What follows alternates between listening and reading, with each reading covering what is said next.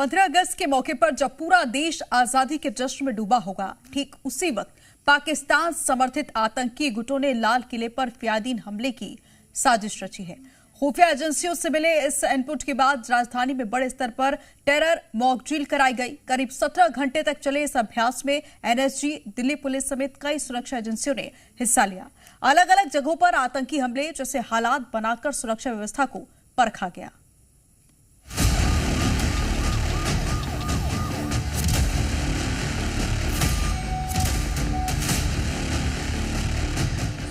दुश्मन घात लगाए बैठा है, साजिश सरहद पार रची जा रही है। मकसद है देश के सबसे बड़े जश्न में खलल डालना। जी हां, खुफिया रिपोर्ट ने खुलासा किया कि पाकिस्तान समर्थित खूंखार आतंकी संगठन और देशद्रोही खालिस्तानी तत्व इस बार 15 अगस्त पर दिल्ली में किसी बड़ी और आत्मघाती वारदात को अंजाम देने की फिराक में है। आतंकियों का प्लान लाल किले पर हमला कर राजधानी में अफरा तफरी फैलाना है, लेकिन दुश्मन शायद ये भूल गया कि सामने हिंदुस्तान की वो फौज खड़ी है जो मौत को भी मात देती है। गृह मंत्रालय से हरी झंडी मिलते ही दिल्ली रातों रात एक अभेद्य किले में तब्दील हो गई। आतंकियों के हर कालचक्र को तोड़ने के लिए शुरू हुआ अब तक का सबसे बड़ा और खौफनाक आतंकवाद विरोधी महाअभ्यास सुदर्शन शक्ति 5।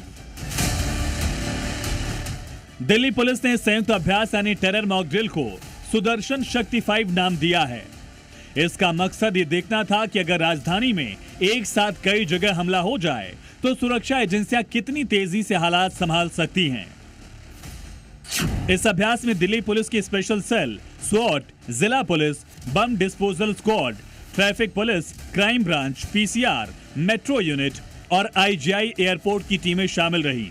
इनके साथ एनएसजी, भारतीय सेना, NDRF, CISF, BCAS, AAI, DMRC, fire service, FSL, cats ambulance और स्वास्थ्य विभाग ने भी हिस्सा लिया। वो पूरा रिस्पांस टाइम जो है वो चेक किया जा रहा है। पालिका बाजार और राजीव चौक, इस पूरे इलाके को पूरी तरीके से कॉर्डन ऑफ कर दिया गया है और इसके साथ ही दिल्ली के कई ऐसे इलाके हैं जहां पे ये मॉक ड्रिल की जानी है ताकि 15 अगस्त से पहले किसी भी बड़ी वारदात का जो इंटेल दिल्ली पुलिस को मिल रहा था उसके बाद किसी भी चुनौती से निपटने के लिए अपने आप को तैयार किया जा सके, अपना रिस्पॉन्स टाइम जो है वो कम से कम किया जा सके। मॉक ड्रिल के दौरान अलग अलग इलाकों में आतंकी हमले जैसी स्थितियां बनाई गई।